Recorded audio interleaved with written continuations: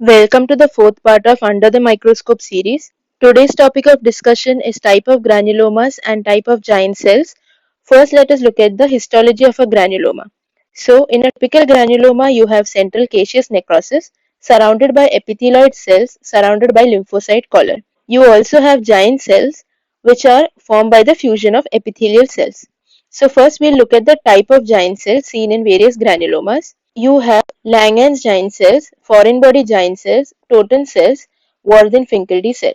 Langerhans giant cells are seen in tuberculosis.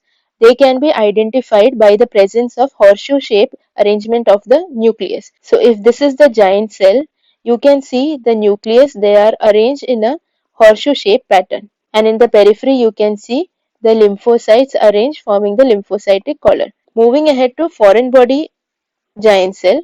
In foreign body giant cell, you can see if this is the giant cell, the nucleus are arranged in a haphazard manner.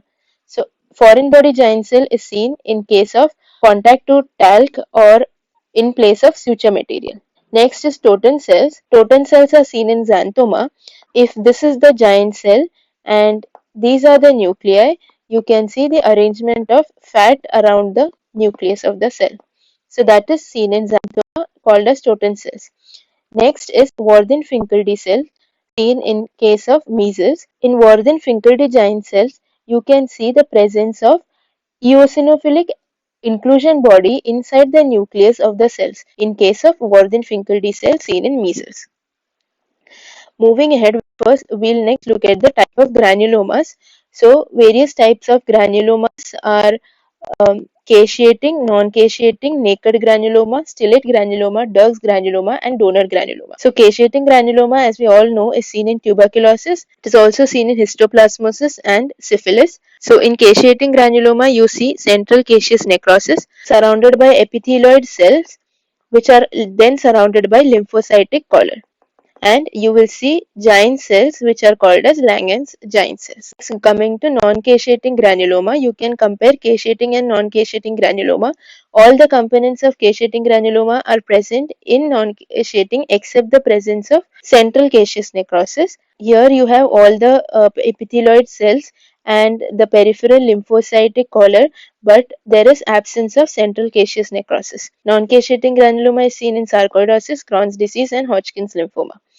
Naked granuloma is also because of the absence of peripheral lymphocyte collar. It is seen in sarcoidosis.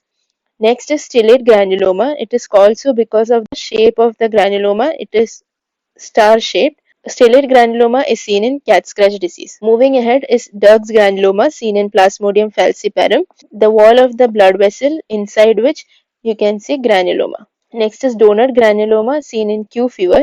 As seen in the image, it is of the shape of a donut. We'll revise everything, all the types of giant cells and granulomas we have seen.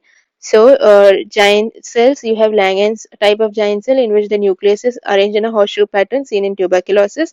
And then you have foreign body giant cell in which the nucleus are haphazardly arranged seen in talc or suture material. Then you have Totten cells seen in xanthoma in which you will see peripherally fat droplets accumulation. And in Warthin-Finkeldy giant cell, you will see intranuclear eosinophilic inclusion body seen in measles. Now, type of granulomas, you have caseating, you see in tuberculosis, histoplasma, and syphilis. Non-caseating, you see in sarcoids, Crohn's disease, and Hodgkin's lymphoma. In naked granuloma, there will be absence of peripheral lymphocyte collar seen in sarcoidosis. Stellate granuloma seen in cat scratch disease. Dirk's granuloma seen in cerebral malaria, that is Plasmodium falciparum, and donor granuloma seen in Q fever.